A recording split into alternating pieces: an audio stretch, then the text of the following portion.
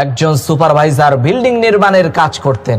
একদিন তিনি নির্মাণাধীন একটি বিল্ডিং এর ৮ নম্বর তলায় দাঁড়িয়েছিলেন, আর সেই বিল্ডিং এর নিচে কর্মচারীরা কাজ করছিল।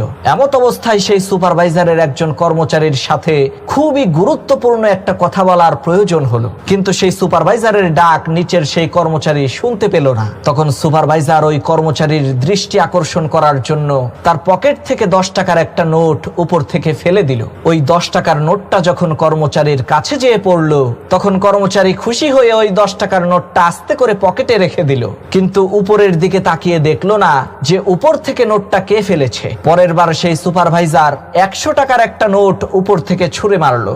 আগের মতো এইবারও সেই কর্মচারী ওই 100 টাকার নোটটা উঠিয়ে পকেটে ভরলো, কিন্তু উপরের দিকে তাকালো না। তৃতীয়বার সেই সুপারভাইজার 500 টাকার একটা নোট বিল্ডিং এর 8 নম্বর তলা থেকে ফেলে দিল।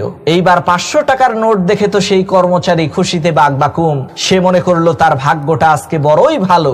যথারীতি সে 500 টাকার নোটটাকেও পকেটে ভরলো, কিন্তু একটা বারের জন্য সে উপরের দিকে তাকিয়ে দেখলো না। শেষমেশ ওই সুপারভাইজার একটা ছোট্ট পাথরের টুকরা হাতে নিয়ে উপর থেকে তার সেই কর্মচারীর দিকে ছুঁড়ে মারলো, আর সাথে সাথে ওই পাথরটা এসে ওই কর্মচারীর কাঁধের উপরে পড়লো। এইবার সেই কর্মচারী সোজা উপরের দিকে তাকিয়ে জিজ্ঞেস করলো, কে উপরে? তখন দেখতে পেল তার বস সুপারভাইজার দাঁড়িয়ে আছে। তখন তাদের দুজনের মধ্যে গুরুত্বপূর্ণ সেই কথাবার্তা শুরু হয়ে গেল।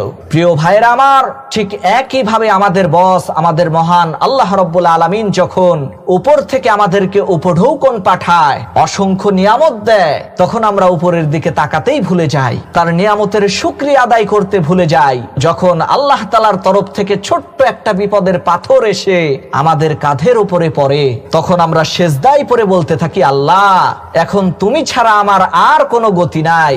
এজন্য প্রিয় ভাইয়েরা আমার, সুখের সময় যদি ওই আল্লাহ তাআলাকে আপনি স্মরণ করেন, তাহলে দুঃখ আপনার কাছে কখনোই আসবে না।